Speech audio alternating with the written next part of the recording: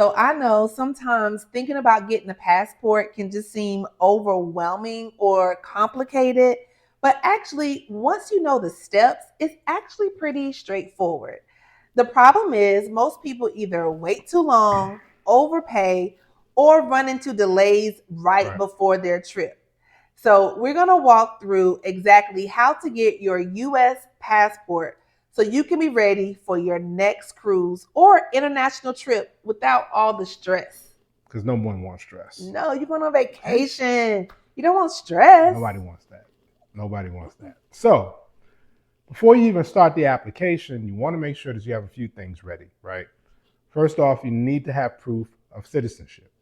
So usually, the most common documents will be a birth certificate, a government issued ID, driver's license, for example, and a passport photo. They need your picture. Once you have those three things ready, then the rest of the process is actually much smoother than you think it might be. Mm-hmm. So first, let's talk about those passport photos for a second, because that's one of those things that seems really simple, but can actually delay your whole application if it's not done right.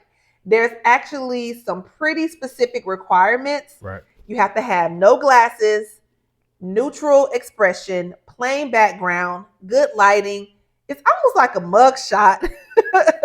Yeah. But the you always can find the most up to date requirements from the United States Department of State. So if you go to that website, but if it's not right, if even if it's slightly off, they can reject it, They will send it back. send it back to you, and that means delays, Yeah. and you don't want that at all. Right. They'll send it back, man. Like for real. So those requirements are not for because they're trying to be mean. They're the level of consistency that we imagine they're trying to achieve. Yeah. So honestly, the easiest option is generally going somewhere like a CVS pharmacy, Walgreens, even the post office. They all have offer services that will help you facilitate getting those photos. They already know the requirements, so you don't have to think about it. And it's not super expensive. In most cases, you generally can spend between 10 to 20 bucks to get the photos. And again, they will meet all the requirements that the Department of State lays out. Now, trying to save a couple of bucks, you can take your own at home, but if your timeline is tight, honestly, we wouldn't risk it. Again, these are just one of those things where spending a few extra dollars up front can save you a whole lot of stress later. Absolutely. Absolutely. And if this information has been helpful for you so far, please know we're on our road to 500 subscribers. We are building this plane as we are flying, and we're building that foundation. So we would love to have you as part of our travel community so that you can have more travel tips just like this. So go ahead. You know you want to hit that subscribe button so that you can get more of this content. Right, right. Now, if this is your first passport, you'll fill out what's called the DS-11 form. But you can't just submit it online, again, if this is your first time. You actually have to apply in person at what they call an acceptance facility, which again is usually the post office or some type of local government venue. You'll bring the documents that we talked about earlier, the birth certificates, the photos, and all of that. And you'll submit everything in person there. And again, that's if it's your first time. You do have to do it in person. Yeah. And I will say, most of the time you have to set an appointment to do that. That's true. And sometimes people will take walk-ins on certain days, but don't just assume that it's a walk-in. And I know for me, the first time I got my passport, it was easier for me to go to like a smaller city that was like a neighboring city. Right. My city had wait lists, but I was able to go to a neighboring city that was about 20 minutes away that was a little more rural, and I was able to get an appointment that next week. So that's a pro tip. If you are in a larger city and all the appointments are taken or very scarce, yeah, try a neighboring place that may not be as populated, and you may be surprised. You may be able to get an earlier appointment. Right, right. Next thing, scams. First off, nobody wants to be scammed. And they're out there all the time. People always trying to take your money, your hard-earned money. Nobody wants to get scammed. So one thing to watch out for, there are a lot of third-party websites that look official, but they charge you extra fees. because they're trying to scrape a little bit off the top for themselves. Make sure you're using the official government site, again, state.gov, which is the United States Department of State, or apply in person, again, at the venues we talked about earlier, the post office or a official government venue. Again, if you're paying extra just to fill out a form, you're probably on the wrong site. Right. Because the fees are very clearly laid out. And so, again, nobody wants to be scammed. So make sure that the site you're using is the official government website, Department of State, and you'll be good. All right. So that brings us to cost. So you mentioned how, you're paying extra fees. So there is a cost associated with your passport. So you should be prepared for that cost. Now, here's what you can expect. When you're thinking about getting your passport book, around this time, we're recording this in 2026, it's about $130, but you always, like I said, want to check the state.gov website for the most up-to-date information. Right. But there's usually a fee, around $35, an execution fee. So right there, you're in about $165. And then your photo, remember, you can take one at home, but it can be a little risky unless you're very meticulous and you make sure you follow all the rules. So if you go and get a photo from one of those places he mentioned, that's additional $10 to $20. So you're all in from between $175 to $185. Yeah, right. So if you need it faster, though, if you waited to the last minute, you got to pay for convenience. Okay, so the expedited service is around $60 extra. So that's why you want to make sure you do it early in advance, because you don't want to have to pay that extra. But just in general, people tend to spend between $165 and $225 total, depending on if you need it expedited or not, and if you paid for your photo. Right. So again, if you can plan ahead, do so.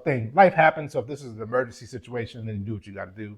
But if you know ahead of time, go ahead and start that process. Save you a few bucks. Mm-hmm.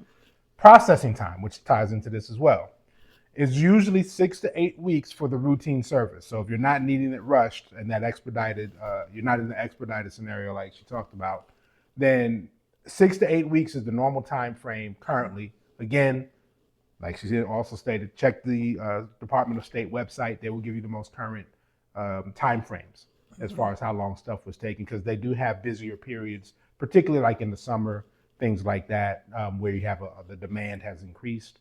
So those timelines could be a little longer, but on average, 6 to 8 weeks. Expedited is faster, but again, you pay for what you want. So if you need it faster, that's cool, but you're going to pay a little extra for that. Mm-hmm.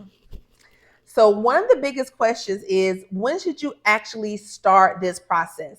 And honestly, as soon as you know you have travel coming up, like the earlier you start, the better, because you have that routine processing could take 6 to 8 weeks, or it can be longer, like those busy seasons that you mentioned. Right. So a good rule of thumb is, if you're thinking about booking a trip or a cruise, that's when you should start your passport, not after. So a lot of travel stress comes from waiting too long, wait till the last minute. Yes, you're like, what am I supposed to be doing? So you're trying to rush at the last minute. And when you rush the last minute, anything that can come up, you're expecting everything to go as planned, but you don't know exactly, how that's going to happen. And actually, I think you have a good story to tell about that. If you've heard of Murphy's Law, anything that can happen will happen. Anything that can go wrong will go wrong.